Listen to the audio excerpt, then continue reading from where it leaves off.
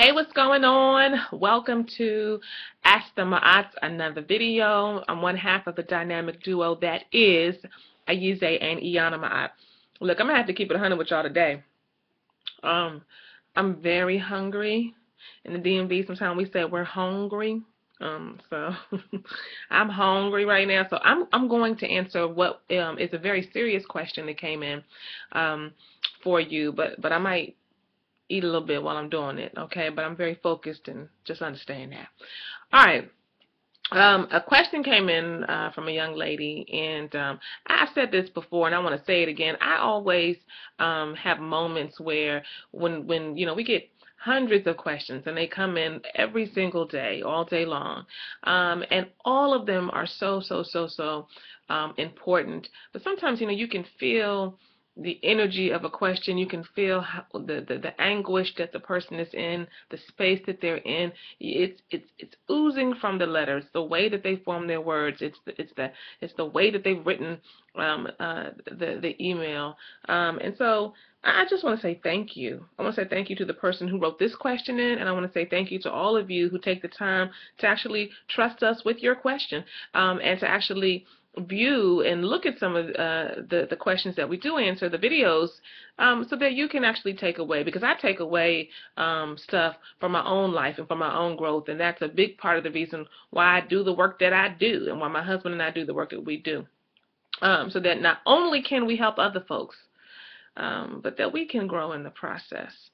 So this question came in, y'all, from a young lady, and she titled it, "The Door is Open and I Won't Come Out, ... again."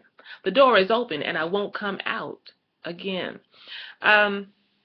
She says, "Dear Ayize and Iyana," and I know you've position this question for both of us, but I wanted to get to this today, and he's not available right now, but here it is. I know that you discussed this previously, but my story is a tad different. I am 22, going on 23 in April, a full-time student and employed full-time, no children, aspiring to be the owner of a spa and a plus-size model. I am celibate, and most importantly, I am a Christian. In writing, I seem well put together, but mentally and spiritually, I am not. I know what the Word of God says, but what do you do when it does not match up with what you feel? And in my case, what you have been running from. Growing up, I knew I was different. At the early age of 6, I had thoughts of a female. During lunchtime, this girl used my name in an example. She moaned my name, and I started thinking about sex with her. Now, what does a first grader know about sex is beyond most people's imagination, but it really goes to show you that children know more than you think. In addition to this, I've dealt with abuse from my father up until I was 15 years old. A lot went on with that man. When I was 9, I met this girl at a summer camp who 8 years later became my first love. We were together a little over 2 years, and ever since then, she's been my only love. At the beginning of this relationship, I came out to my mother, and she was furious. After her, I dated women for a year, then got back with the guy that I dumped for her. I've been dating guys mostly, and have talked to 2 women. When I'm with a guy, I'm almost, and she says, it's almost kind of weird. I have a dominant personality, which exudes a masculine aura.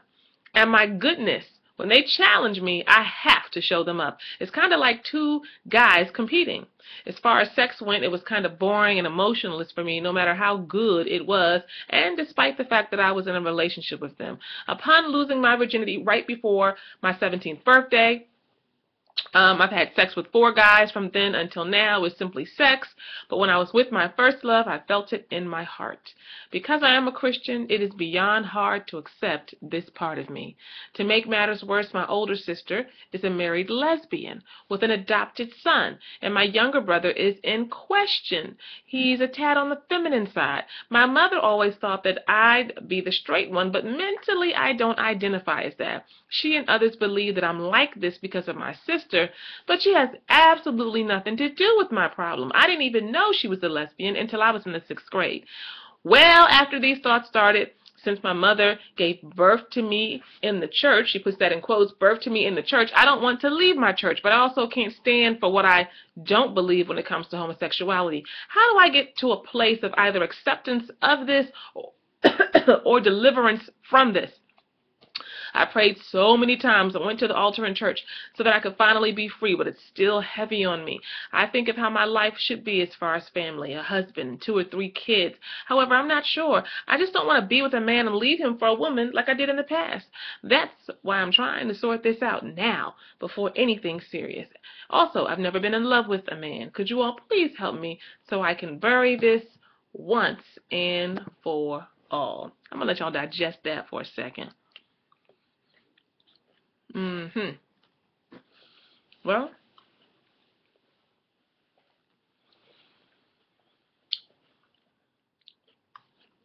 there are a lot of different dynamics here. And I'm going to just verbalize, give voice to the things that were popping up in folks' head as you heard me read that letter. So she's trying to figure out if she's gay or not. How is she gay? How could she be gay? Because, I mean, her sister's a lesbian and the brother is questioning. How all y'all got that going on? There's got to be something else going on. It can't just be that you gay. Like, it got to be something else. How all the siblings, are finding themselves in that place. She mentioned that she was abused. She said that there was abuse. She did not say sexual abuse, but she said a lot went on there. And so the question came up for some of y'all looking at this, was there sexual abuse? And there has been documentation in terms of people's theories, and in terms of, even looking at some small studies that have talked about when folks are exposed to sexual abuse or their sexual trauma early on, that there can be some of that enters into the equation in terms of how they move forward in their life in terms of their sexual identity. It can confuse folks. What does it look like? What does it mean? How do I deal with the fact that as a young person, as a little girl, perhaps, I'm not saying this is the case for you who wrote in, but a little girl or a little boy even, I was molested by a same-sex person and perhaps even became aroused because, I've heard people use the terminology, my body betrayed me. I was being violated and I was horrified, but yet I was aroused. That's some deep conflict and deep trauma that's happening. And so when someone has something like that happen to them, how do you then deal with that and figure that out as you get older? So I clicked on something. I'm good. Okay. So those questions, folks have those kind of things popping up in their head. Let me give voice to anything else. She talks about the fact that she is Christian. And it is beyond hard to accept this part of herself. And then you say, I don't want to leave my church, but I also can't stand for what I don't believe when it comes to homosexuality.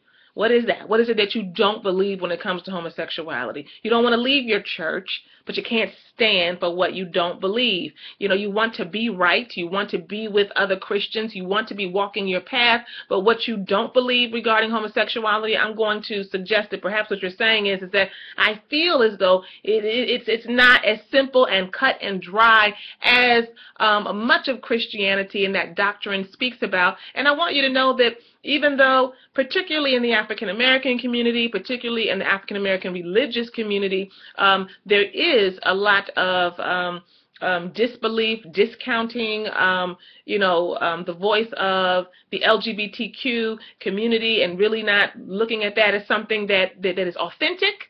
That there are churches and that there are Christians who do not believe that. There are folks who do not fit in that category. No Christian is the same as the next, just like all black folks ain't the same and all women ain't the same and so on and so on. So you have some conflict. And so, I put those questions out there because those are things that popped up in my head. What's this? This is very interesting, some of these dynamics that you're bringing forward. Not to mention the fact that your mother was furious, and we all want to make our parents proud. And you've got this mama who, is saying, oh, my goodness, this cannot be. And she is not accepting you when you did decide that you wanted to come out. You also talk about having a dominant personality, which exudes a masculine aura. And so, you have all of these things and how life should be with 2 or 3 kids and a husband, but you don't want to, be found in the bed at some point with a woman because you're cheating because that's who you really are. And so you've got all this stuff going on. I'm going to simplify it for you right now. I'm going to simplify it. I could guess, pontificate, throw some of my own impressions out about whether or not, are you really gay? Are you not? Based on this, and this, I don't think you are. I think this is an identity piece and some confusion. You probably have some sexual trauma and blah, blah, blah. You know, you really need to, do some work and really come into who you are.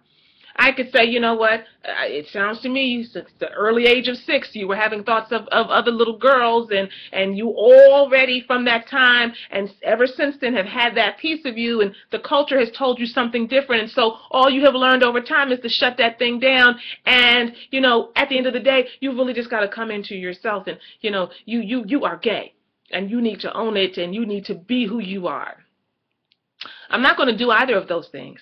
That is a very, very, very, very, very personal journey about where you are and who you are when it comes to your sexual identity. That is a place that you've got to be able to sit in and own for yourself.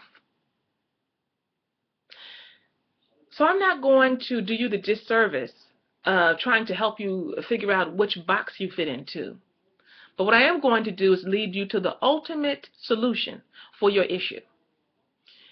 The ultimate solution is this. You're looking outside of yourself for what you need to get inside of yourself. You're looking to the church, and the church is made up of human beings. The church is made up of all kinds of theologies and ideologies that some folks get with, some don't. There's all kinds of beliefs. But at the end of the day, as a Christian, as a person as a spiritual person, whether you're Christian, Islamic, or Buddhist, or walking your path in the world, you've got to be able to come to a sense of, what is God saying to you? What is it about you and your relationship with God, and for you, your relationship with Jesus? What is He saying to you? Not filtered through the pages of someone else's story. So you're listening and looking for answers from the church. You're listening and looking for answers from mama in some way because you don't want her to disapprove. You are looking outside of yourself to try to get a sense of what's what. And you're wrestling. And you said you want to bury this thing once and for all. So here's what you got to do. You've got to first get with yourself and first answer the question, what is the absolute truth for me? What is my absolute truth about how I feel as a human being? Who I am and how that gets expressed in the world. What is it? Write it down. Rewind this, write those 2 sentences down and answer it for yourself, independent of any other thoughts. Independent of any other kind of judgments, the culture, family, your own self-judgment. Just, who am I? How do I show? How do I show up in the world? What is it that I feel about myself? Who is it that I feel most comfortable being?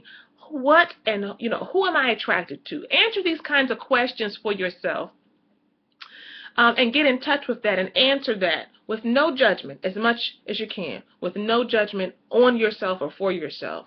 And then the next question is, why is it that it is a struggle for me to accept and embrace that truth?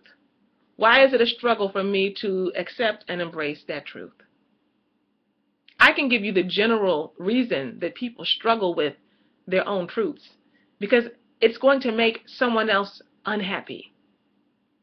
And when someone else is unhappy, no matter if that someone else is a society, a mom, a dad, a boss, your friends, whoever it is, whatever it is, even sometimes yourself, it's going to make you unhappy. I don't want to be like that. I don't want to be that way because I don't want to be seen this way. I don't want to be treated this way. So even it can make your own self happy once you step into what the truth really is for you. That's a whole other video right there unto itself. But because it makes someone else happy, because it makes yourself unhappy, then we try to figure out how to squeeze ourselves into a place that conforms to other folks' expectations and will even conform to our own expectations, even though our expectations aren't even ours. Someone else has given them to us. So you ask yourself, who am I essentially?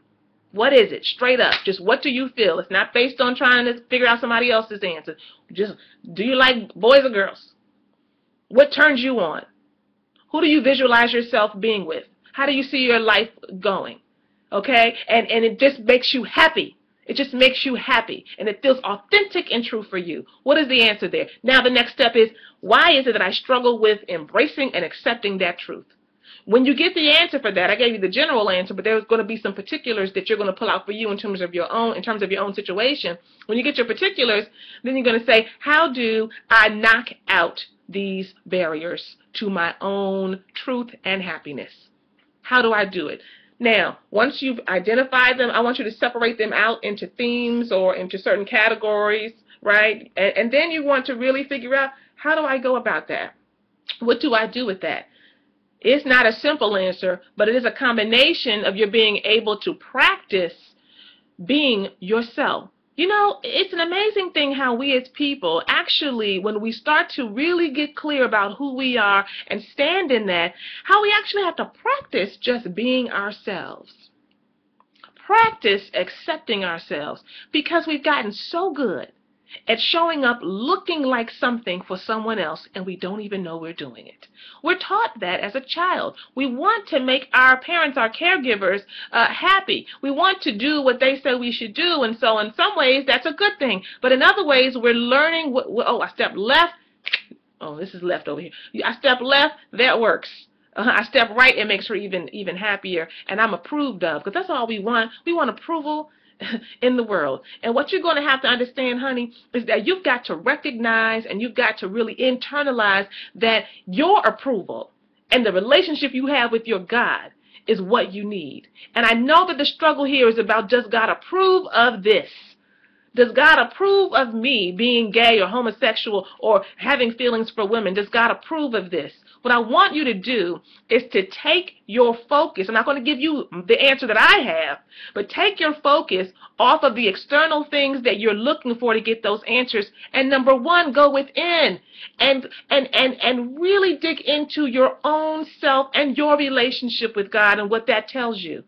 And secondarily, what you've got to do is open up your horizon. What I tell folks all the time, wherever you stand on a particular issue, the left, the right, up, down, if you ain't been to the other corner, if you're on the left on the issue, and you haven't been over to the right, you haven't sat with some folks over there on the right, you haven't heard what they had to say, you stupid. For real. You have to be able, and some folks will say, no, don't, you need to be with like-minded folks, don't even go and do that, what have you. But let me tell you something, particularly as a young woman, as you're exploring yourself, this is really about your own coming into yourself. More so than it even is about your sexual identity. Who are you, and do you have the courage to be who you are? It takes courage to be who you are. It takes courage, and to do it authentically and to do it in a way that will effectively release you from the chains that everybody else puts on you. You have to, and that you put on yourself, you have to be able to visit the spaces. It's like Republicans and Democrats. Come over here, and let's actually have some conversation. Let me hear your perspective. Let me hear why you think that way. Let me get into that so that you can use that information to be able to continue to enlighten you, or reinforce what you were already thinking. So, dear, 18-minute video, going on 19, 20 minutes. I hope that this has been of help to you. You might have been looking for a very clear-cut, am I not, is it right, is it wrong? At the end of the day, that is not for me to say to you. You've got to be able to have the courage to do it for yourself, because that is the real issue. In counseling, we always talk about the underlying issue, the underlying thing that's going on. You're figuring out your sexual identity. You're figuring out how you feel about that and whether you can accept that. You're figuring out whether or not that lines up with your spiritual beliefs is a you thing. That's something you have to figure out for yourself. But the core thing that has to happen in order for you to do all of that effectively is you have to go into yourself and rely on self for the answers. Rely on self. Don't be a get-wit. Go with what comes from you as you intelligently inquire. I think that your inquiry with us was an intelligent inquiry. and you filter out what is not helpful to you. Counseling might be helpful for you. I certainly would not recommend that you go talking to any and everybody about this. You have to make sure that you're being intelligent in terms of who you let into your circle, people you can trust, people that care about you, and so on. So I'm going to wrap it up now. If you'd like to reach out for some counseling or some coaching, you can certainly do that. But remember, sis, this is the piece I'm going to give you that comes straight from Iyanla Ma'ab. God loves you just as you are. Stop playing. Start pushing.